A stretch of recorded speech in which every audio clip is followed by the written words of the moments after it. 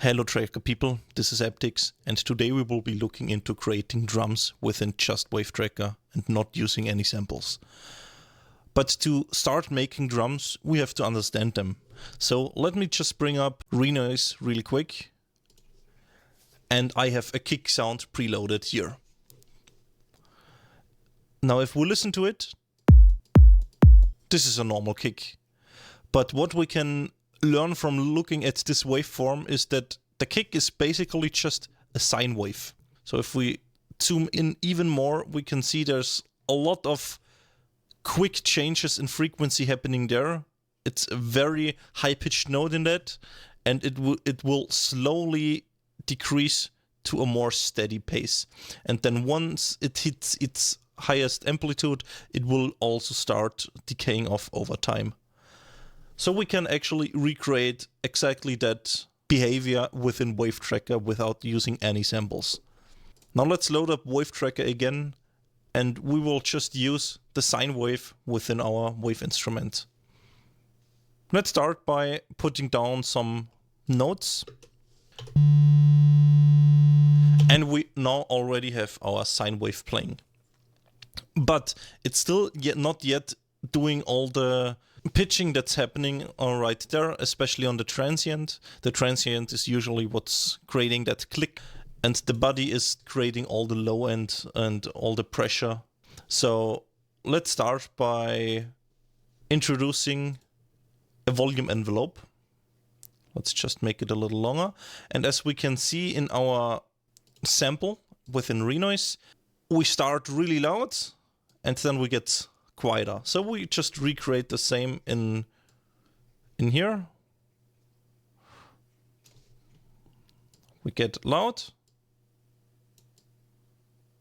and then we fall off.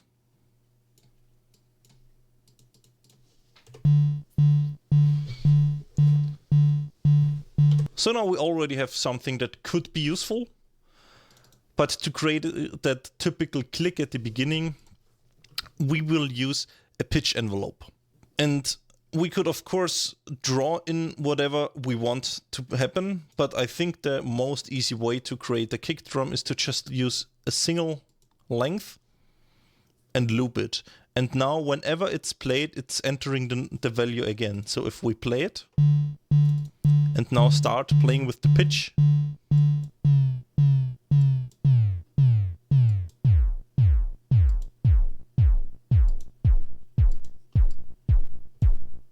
I think that sounds really good already, but we can use higher notes. So let's just try around and see what fits best.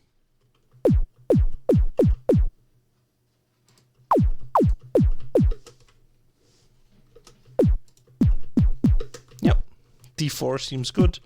And if we listen now, we have a nice kick happening without using any samples. I hope this was useful. You can use this technique we used here for any type of sound you want to create. Like with a snare, you would probably not use a sine wave, but you would use a square wave or a saw wave.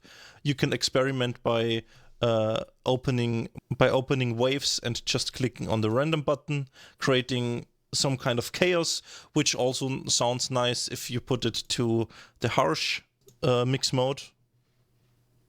And for everyone who is a little bit overwhelmed with everything, I will include a free sample pack in the description, which is made entirely on the original Game Boy using LSDJ. And it will sound very chiptune-ish, and I think it will fit very well into chiptune sounds within Wavetracker.